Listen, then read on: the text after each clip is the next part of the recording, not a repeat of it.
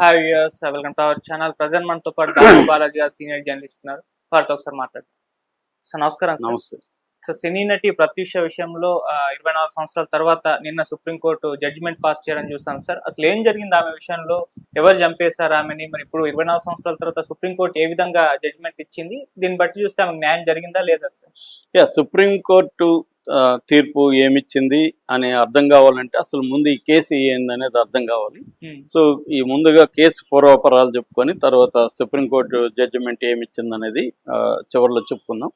So ఇక్కడ ఏంటంటే ఈ ప్రత్యూష, సినీ నటి ప్రత్యూష దాదాపు 22 సినిమాల్లో ఆమె తమిళ, తెలుగు చేసింది.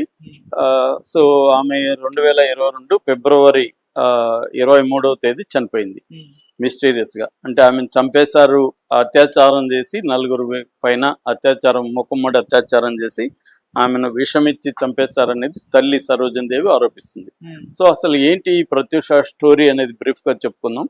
సో ప్రత్యూష వాళ్ళ నాన్న పేరు లక్ష్మీనారాయణ, ఆయన సిండికేట్ బ్యాంక్ లో ఎంప్లాయీ. వాళ్ళ అమ్మ సరోజిని దేవి, ఆమె గవర్నమెంట్ టీచరు. వీళ్ళిద్దరిది భువనగిరి. వీళ్ళిద్దరిది లవ్ మ్యారేజ్ కావడం వల్ల వాళ్ళ ఇంట్లో పెద్దగా వీళ్ళకి హెల్ప్ చేయలేదు. దాంతో వీళ్ళే కష్టాలు పడుతూ పిల్లల్ని పెంచుకున్నారు. 2 పిల్లలు, పాప ప్రత్యూష, వాళ్ళ అన్న. సో ఈ క్రమంలో ఆయనకి హైదరాబాద్ ట్రాన్స్ఫర్ అవడంతో వాళ్ళు హైదరాబాద్ వచ్చి తార్నాకల్లో ఇల్లు తీసుకొని అక్కడ ఉన్నారు. ఈమెకేమో బొమ్మల రామారంలో ఈమెకి స్కూల్ టీచర్గా అక్కడికి పోస్ట్ వచ్చింది. సో ఈ క్రమంలో ఒక ప్రమాదం జరిగింది. అదేంటంటే ఈయన హార్ట్ అటాక్ వచ్చి తండ్రి చనిపోయాడు, లక్ష్మీనారాయణ. దాంతో ఒకసారిగా వాళ్ళ ప్రపంచం కుప్పగూలిందని చెప్పొచ్చు. ఎందుకంటే అప్పటి వరకు ఆయన అన్ని చూసుకునేవాడు.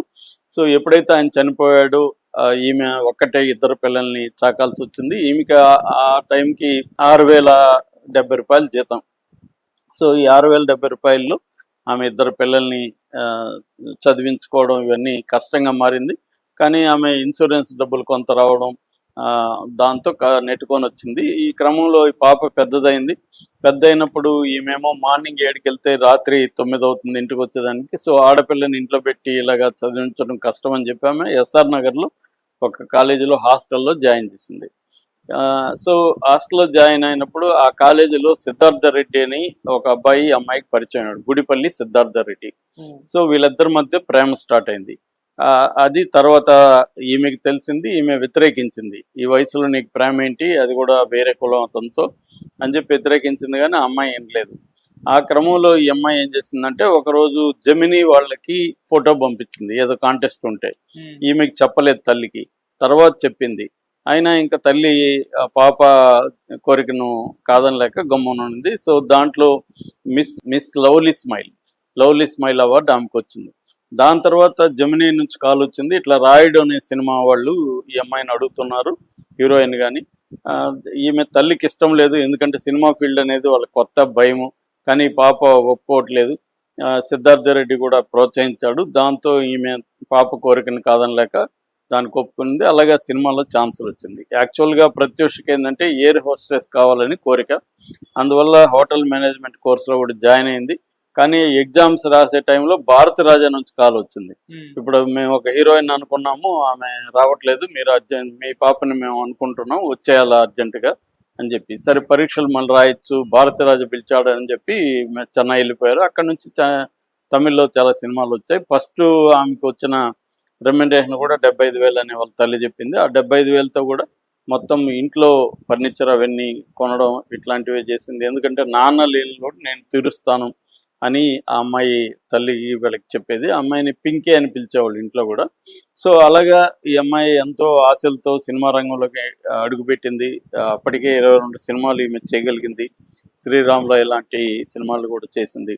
అయితే ఈ క్రమంలో ఫిబ్రవరి 24న ఆమెకి బెంగళూరు వెళ్ళాలని పని ఉంది. ఎందుకంటే ఫస్ట్ టైం కన్నడలో ఒక సినిమాలో ఛాన్స్ వచ్చింది. ఫిబ్రవరి 24 బయలుదేరాలి. ఫిబ్రవరి 23 పంజగుట్టకి ఒక బ్యూటీ సెలూన్కి అమ్మాయి వాళ్ళ కజిన్ సిరితో కలిసి వెళ్ళింది. అక్కడ ఫేషియల్ వ్యాక్సింగ్ చేయించుకుందాం అనేసి వెళ్ళింది. తల్లికి కూడా ఫోన్ చేసి చెప్పింది, ఇలాగ వచ్చాం మేము ఇద్దరు అని. సరే అనింది. సో వాళ్ళు చేయించుకుంటున్న క్రమంలో సిద్ధార్థ రెడ్డి అక్కడికి వచ్చాడు. వచ్చి అది చేయించుకునే వరకు అతను వెయిట్ చేశాడు బయట. చేయించుకున్నాక ఈ పాప అంటే ప్రత్యూష నేను సిద్ధార్థ రెడ్డితో రైడింగ్కి వెళ్ళి వస్తాను, నువ్వు ఇక్కడే వెయిట్ చేయి వచ్చేస్తానని చెప్పి వెళ్ళింది రైడింగ్తో. ఆ తర్వాత అమ్మకు ఫోన్ చేసింది. కాసేపు తర్వాత అమ్మకు ఫోన్ చేసి, అమ్మ తేజ జైమ్ సినిమాలో నన్ను హీరోయిన్కి పెట్టుకుంటామంటున్నారు, వాళ్ళు ఆఫీస్కి రమ్మన్నారు, నేను ఆఫీస్కి వెళ్తున్నాను అని ఫోన్ చేసింది. అదే చివరి కాలు. ఆ తర్వాత తల్లికి ఫోన్ చేయలేదు. ఆ తర్వాత సిరి వెయిట్ చేసి ఏమైపోయినావు, వస్తానన్నావు రాలేదని ఫోన్ చేస్తే నేను ఇంక 10 నిమిషాల్లో వస్తాను అని చెప్పింది. అది సిరికి చేసిన లాస్ట్ కాలు. సిరి తర్వాత ఫోన్ చేసినా కూడా ఫోను తీయట్లేదు. సో దాని తర్వాత ఏమైందో తెలియదు. ఆ తర్వాత రాత్రి 7 గంటల ప్రాంతంలో ఎవరో కేర్ హాస్పిటల్ నుంచి ఈ సరోజినికి ఫోన్ చేసి వాళ్ళ తల్లికి, అమ్మ నీ బిడ్డని మేము ఇక్కడ హాస్పిటల్లో స్ట్రెచర్ మీద చూసాము ప్రత్యూషని అని ఫోన్ చేస్తే ఆమె షాక్ అయింది. అదే నా బిడ్డ ఎందుకు హాస్పిటల్లో స్ట్రెచర్ మీద ఉంటుంది అని నమ్మలేదు. ఈ లోపల గంట తర్వాత హాస్పిటల్ వర్గాలే ఫోన్ చేశారు, మీ పాప సూసైడ్ అటెంప్ట్ చేసింది, వాళ్ళ లవర్తో కలిసి ఇద్దరు సూసైడ్ అటెంప్ట్ చేశారనేసరికి ఈమె ఒక్కసారిగా ప్రాణం పోయినంత పని అయ్యి కొడుకుని తీసుకొని పరుగున కేర్ హాస్పిటల్కి వచ్చింది. వచ్చితే హాస్పిటల్లో ఐసీయూలో ఉంది అని చెప్పారు, వైద్యం చేస్తున్నాం అని చెప్పారు. ఈ అబ్బాయి కూడా ఐసీయూలోనే జాయిన్ అయ్యాడు. ఆ అబ్బాయి బంధువులనేమో అలో చేస్తున్నారు, ఈ అమ్మాయి తరపున బంధువుల్ని ఎవరిని అలో చేయట్లేదు, వీళ్ళని కానీ అలో చేయట్లేదు. ఫైనల్గా నైట్ ఎప్పుడో అలో చేశారు, 11 గంటల ప్రాంతంలో అలో చేసి దూరం నుంచి చూసి దగ్గరకు కూడా అలో చేయలేదు, దూరం నుంచి వచ్చేసింది. దాని తర్వాత అమ్మాయి మోషన్స్ అవుతున్నాయి, మీరు బట్టలు వేరే తెస్తే మారుస్తామని చెప్పారు. వీళ్ళు వెళ్ళి మళ్ళీ ఇంటికి వెళ్ళి బట్టలు ఇచ్చారు, మార్చామని చెప్పారు. ఈ లోపల 15 మినిట్స్ తర్వాత మీ పాప చనిపోయిందని చెప్పారు. వీళ్ళకి ఏమీ అర్థం కాలేదు, ఎందుకు జరిగింది అని. ఆత్మహత్యకి ఏదో పురుగుల మందు ఆగిందని చెప్పారు. ఆ పాప ఆత్మహత్య చేసుకోవాలన్న పరిస్థితి లేదు అక్కడ, చేసుకునేంత పెరిగిది కాదు, చాలా ధైర్యంగా పనిచేసి ఆల్రెడీ సినిమాలు చేసింది. వీళ్ళకి ఏం అర్థం కాలేదు. తర్వాత ఆ రోజు ఈవినింగ్ అయిపోయిందని పోస్ట్ మార్టం చేయలేదు, మరుసటి రోజు పోస్ట్ మార్టం చేశారు గాంధీ హాస్పిటల్లో. ఆ పోస్ట్ మార్టంలో doctor forensic department professor doctor B Munuswamy post mortem చేశాడు. ఆయన క్లియర్గా ఇది అత్యాచారం జరిగింది, హత్య జరిగింది అనేది ఆయన పోస్ట్ మార్టం రిపోర్ట్లో చెప్పాడు. సో దీంతో ఒక్కసారిగా అది కలకలం లేపింది. నిజానికి ఆయన్ని ఆథరైజేషన్ లేదు, ఆయన్ని పోస్ట్ మార్టం చేయమని ఎవరు అడగలేదు.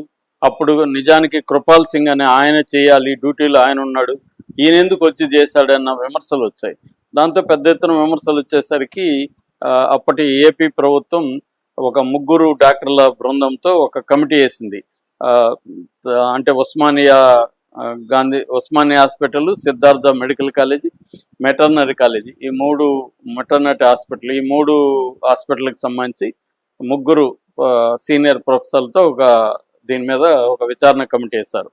అట్లాగే ఎయిమ్స్ ఫోరెన్సిక్ డిపార్ట్మెంట్కి కూడా మొత్తం వివరాలు పంపించారు. ఈ మొత్తం వివరాల్లో వీళ్ళు తేల్చింది ఏంటంటే, ఈ 3 బృందం కానీ ఎయిమ్స్ కానీ అత్యాచారం జరగలేదు, ఇది హత్య కాదు, క్లియర్గా అతను కలిసి మందు తాగారని. పోలీస్ ఇన్వెస్టిగేషన్లో కూడా ఇతను వెళ్ళి సువాక్రాన్ అనే ఒక మందుని కొన్నాడు, కొని ఈ అమ్మాయిని తీసుకెళ్ళి ఇతనే బలవంతంగా అమ్మాయికి తాగించి తను తాగాడు, ఇద్దరు చనిపోదామని అనుకొని చేశారన్నది రిపోర్ట్ వచ్చింది. కానీ వీళ్ళమ్మ వదలకుండా కోర్టుకి వెళ్ళింది. Court Hyderabad metropolitan court, sessions court ఈ అబ్బాయి మీద వీళ్ళ మీద సెక్షన్లు వచ్చి 306 abetment of suicide, 309 IPC attempt to suicide, అది ఈ అబ్బాయి మీద సిద్ధార్థ రెడ్డి మీద పెట్టారు. దాంతో సిద్ధార్థ రెడ్డికి 5 ఏళ్ల కఠిన కారాగార శిక్ష, 5,000 ఫైన్ వేశారు 2004లో. అయితే దీని మీద అబ్బాయి కూడా హైకోర్టుకి అప్పీల్కి వెళ్ళాడు. ఈమె కూడా సరోజిని దేవి కూడా ఇతనికి యావజ్జీవ కారాగార శిక్ష పడాలి, మా పాపని చంపాడు ఇతను, దీన్ని హత్యగా పరిగణించాలని ఈమె కూడా కోర్టుకు వెళ్ళింది. కానీ కోర్టు విచిత్రంగా 5 ఏళ్ల జైలు శిక్షను 2 ఏళ్ళకి తగ్గించేసింది. ఈ ఫైన్ మాత్రం 5,000 నుంచి 50,000 ఫైన్ పెంచింది. సో అప్పీల్లో ఈమె ఇదైపోయింది. దాని తర్వాత మళ్ళీ ఈ శిక్షను కూడా వద్దని చెప్పి సుప్రీంకోర్టుకి ఆ అబ్బాయి వెళ్ళాడు. ఈమె తల్లి కూడా మళ్ళీ ఇదే వాదన, ఇది హత్యగా పరిగణించాలని సుప్రీంకోర్టుకి ఆమె కూడా వెళ్ళింది. అప్పటి నుంచి సుప్రీంకోర్టులో ఇది జరుగుతుంది. లాస్ట్ ఇయర్ నవంబర్లో తీర్పు రిజర్వ్ చేశారు. సో ఇప్పుడు సుప్రీంకోర్టు నిన్న తీర్పు ఇచ్చింది. అదేంటంటే హైకోర్టు ఇచ్చిన తీర్పుని సమర్థించింది సుప్రీంకోర్టు. హైకోర్టు ఇచ్చింది ఏంటి, 2 ఏళ్ల జైలు శిక్ష, 50,000 ఫైన్ సిద్ధార్థ రెడ్డికి. అట్లాగే ఇది హత్య కాదు, పోస్ట్ మార్టం మునస్వామి ఇచ్చిన పోస్ట్ మార్టం రిపోర్ట్ కూడా తప్పు క్లియర్గా అనేది సుప్రీంకోర్టు కూడా చెప్పింది. అయితే అంటే అర్థమైంది